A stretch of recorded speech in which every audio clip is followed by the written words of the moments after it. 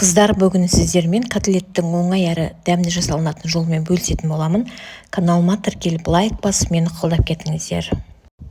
Бұл жерде жылқының бауыр еті, 1 дана картоп, 1 дана пияз, 1 дана сәбіз және 2 дана сарымсақ. Бауырдың мөлшері 1 килограмм.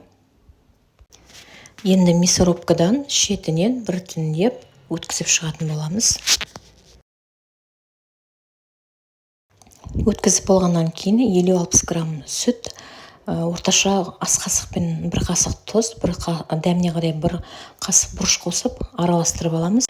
Енді үстінен 1 шай кесемен ұн салып, тағы да жақсылап араластырып аламыз. Енді орташа қызып тұрған майға 1 ас қасықпен дәл осылай салып қорып шығатын боламыз. Бауыр тез пісетіндіктен бір бетінің пісуіне 2-3 минут жеткілікті.